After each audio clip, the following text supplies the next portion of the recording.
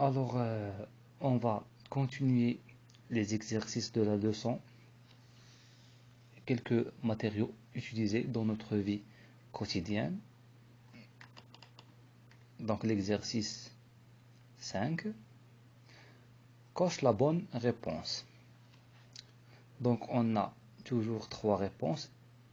Il faut choisir une seule.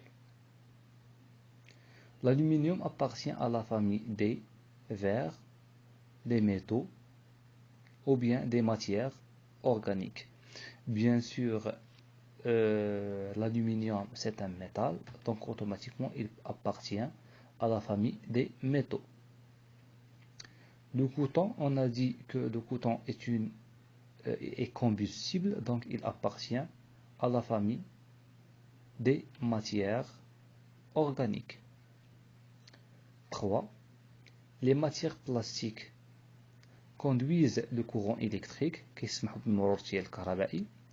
ne conduisent pas le courant électrique peuvent être conducteurs ou isolants d'électricité يعني يقدروا يكونوا بعض الأنواع موصلة وبعض الأنواع عازلة. Bien sûr, les matières plastiques ne permettent pas de faire passer le courant électrique ou bien ne conduisent pas le courant électrique. 4. Pour distinguer le fer de l'aluminium, on procède au test suivant. Donc pour distinguer entre le fer et l'aluminium, on les insère dans un circuit électrique, on leur rapproche ou bien on leur approche un aimant, ou bien on les chauffe.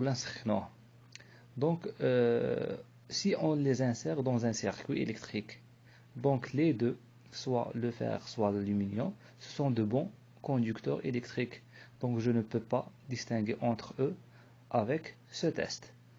On leur approche un aimant, donc le fer s'attire à un aimant, mais l'aluminium ne s'attire pas à un aimant, donc c'est ça la bonne réponse. On leur approche à un aimant. 5. Parmi les matériaux organiques, on trouve l'acier, le porcelaine ou bien le plastique. Donc شكون هو اللي كينتمي لمجموعة المواد العضوية؟ bien sûr le plastique. Le plastique est combustible, donc il appartient à la famille des matériaux organiques ou bien des matières organiques. Passons à l'exercice numéro 6. Complétez l'organigramme suivant. Donc commençons par le test de couleur. De quelle couleur est le métal? Donc on a 3 métaux, ou bien on a 2 métaux. Non, donc on a plusieurs métaux, donc on va déterminer ces métaux à partir de leurs caractéristiques. Donc commençons par un métal qui est jaune. Donc est-ce que le fer est jaune? Non.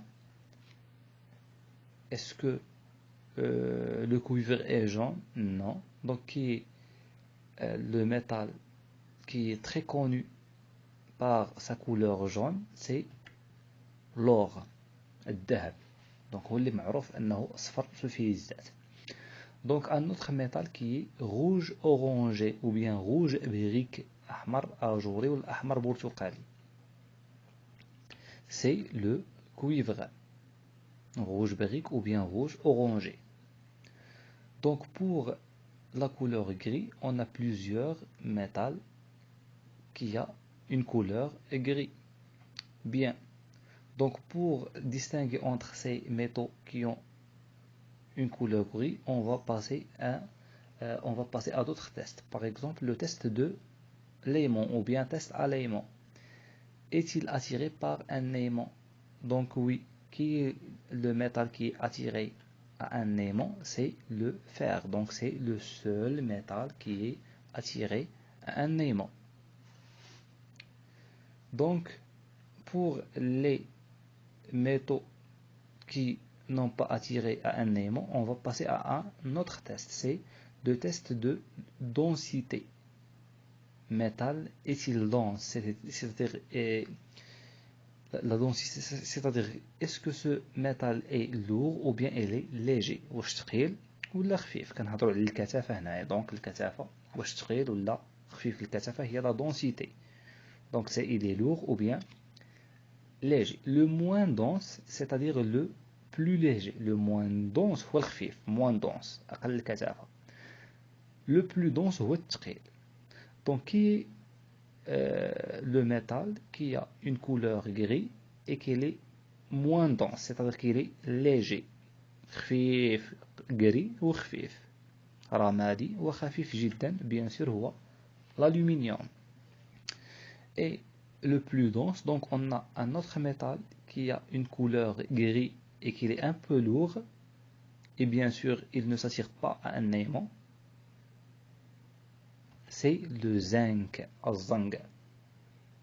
Donc le zinc a presque la même couleur que le fer. عنده نفس اللون بحال لو فار وجوجهم gris. كاين لا ديفيرون وتقريبا حتى في الثقل تقريبا نفس الثقل. ماشي ما كاينش شي فرق كبير بزاف. كاين لا ديفيرونس entre le zinc donc et le fer. Donc ils ont la même couleur gris, ils ont presque la même densité. Donc la seule différence c'est que le fer s'attire à un aimant et le zinc ne s'attire pas à un aimant. C'est clair. يلا غادي نتوقفوا هنايا ونكملوا فيما بعد في التمارين الأخرى. يلا السلام عليكم.